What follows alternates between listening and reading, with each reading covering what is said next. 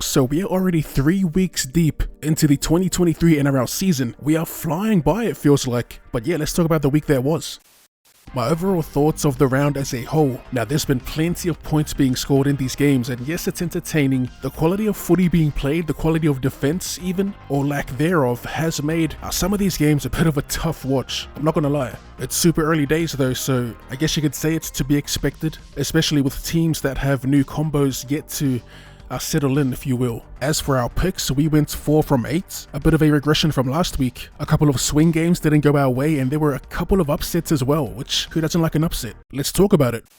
First game of the week was the Manly Warringah Eagles taking on the Parramatta Eels. My biggest takeaway from this and what I was looking forward to the most was the performance of Josh Schuster in the 6, and I've got to say, his attack in particular looked super silky. It was a hectic start to the season for him. He had a line break assist and he had 3 try assists. Something about Schuster on that left edge. I said prior to the season starting that he'll be just as important as Tommy Turbo when it comes to Manly's success of this year. The dude's got plenty of talent. If he can remain consistent, he'll be a nightmare for right edges in the league. And the Eels, they are now 0-3 to start the season.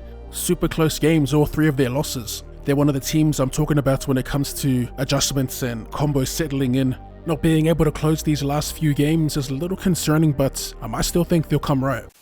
For Friday Night Football, the Newcastle Knights, they get beat at home by the Redcliffe Dolphins, 36-20. Now Redcliffe, what else can I say? This has been a dream start to their NRL season, their NRL journey, if you will. I do love the redemption arc of a couple of ex-Broncos players in Desi Newell and Jermaine Isaako. Both boys suffered quite a bit off the field, and yeah, it's just good to see them thriving at the Dolphins. The headliner was that Sydney derby, the Roosters getting it done over the Rabbitohs. The Rabbitohs almost coming back in the end, but it wasn't to be. A couple of massive performances from some Roosters vets, or vet I should say, Jared Warrior-Hargreaves, I thought played well. Just under 40 minutes playtime, racked up 174 run meters with 62 post-contact. And I touched on this on the weekend, but the head-to-head battles in positions. Campbell Graham versus Sua Ali'i, Latrell Mitchell, James Tedesco, and Joey Manu versus Isaiah Tass, who not for nothing held his own for the most part. Isaiah Tass, super entertaining battles. It was good to see Jackson Paulo score a double against his old team. Super Saturday was almost a hat-trick of upsets.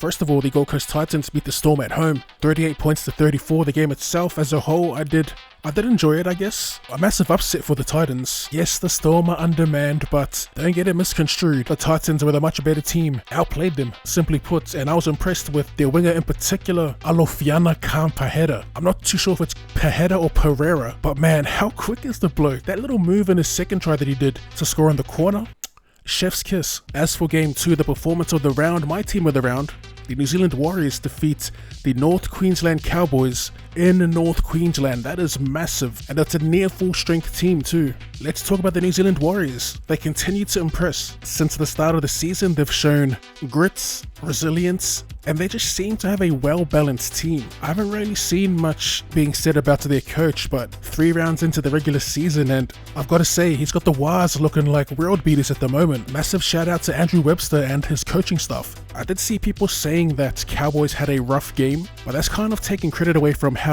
just how good the Warriors were. They essentially out-cowboyed the Cowboys, got down and dirty with them, smashed them through the middle, and gassed them on the edges. In terms of standouts, I mean, in a performance like this, the whole team was gas. From the back 5, their young fullback on debut was pretty good, Taine Tuaupiki. He had 8 tackle breaks, not bad from the rookie to their forward pack. Their main men in Funor Blake, Egan, Afor, solid performances. Their new recruits, Mitch Barnett and Marata Niokore, outstanding, as was Tohu Harris. The Warriors buys this season, they've been putting in work. Dylan Walker, when I talk about balance, I guess he's the conduit for that. The halves were on fire. Sean Johnson, I mean, we know what Sean Johnson's capable of. It's all about consistency from here on out. And Temaire Martin, he was who I was most looking forward to playing this season, if we're talking team specific for the Warriors. I couldn't wait to see Temaire Martin get a full season, fully fit. If this is the standard for the Warriors moving forward, I'm excited excited to see how they progress. It's all about being consistent now. And for the final game of Super Saturday, the Brisbane Broncos get the win over St. George at Suncorp Stadium. The Broncos, a bit of a mixed bag. I thought they were overzealous in possession, especially in the first half. As for the Dragons, I feel like for the majority of the match, their forward pack actually outplayed the Bronx. But yeah, in the end, the class of Haas, Paddy Carrigan, and Reece Walsh got the Bronx over the line. Let's be honest, the Dragons, they threw in the towel towards the end of the game. The standout for me though was easily Adam Reynolds, the class of Adam Reynolds. This is 3 games in a row now where he's come up against top tier, elite number 7s, and he's outplayed them. From Cleary to Townsend, and now Ben Hunt, who always turns it up to 10 whenever he plays the Bronx. I'd say it was a Adam Reynolds masterclass. And for Sunday football, we had the Bulldogs get the win over the Tigers. That game was it was something. We'll say that. The Bulldogs were dominant for, 3/4 of the game, until the Tigers almost pull off an insane comeback. For how terribly they played, that would have been an embarrassing loss for the Bulldogs, but they do manage to hold on. I don't know if they just took their foot off the gas or what. As for the Tigers, I still think they'll have a pretty good season. It'll just take a little while to heat up and I guess find the right combinations, because at the moment they are all over the shop. In terms of performances, I thought young gun Paul Alamoti, Reed Marnie looked good, Vili Kikau for the Tigers. I don't know.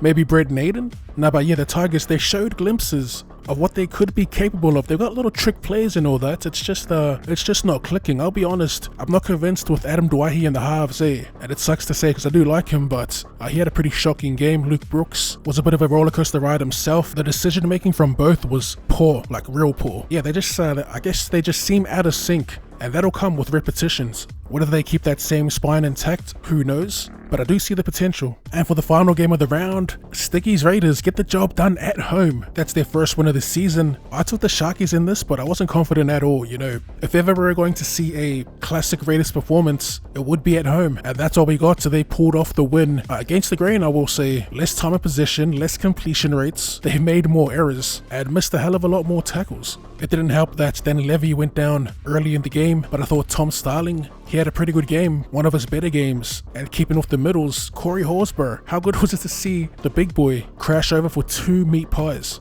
Could very well find himself in the Maroons this season. Alright, that's pretty much it. That's my quick thoughts on the weekend that was round 3 in the 2023 NRL season. Again, the tips weren't that great. We landed flat 4 out of 8. It could be worse, I'll say that. As always though, if you did enjoy that, be sure to run straight at that like button. And yeah, thanks for tuning in, and I'll see you later.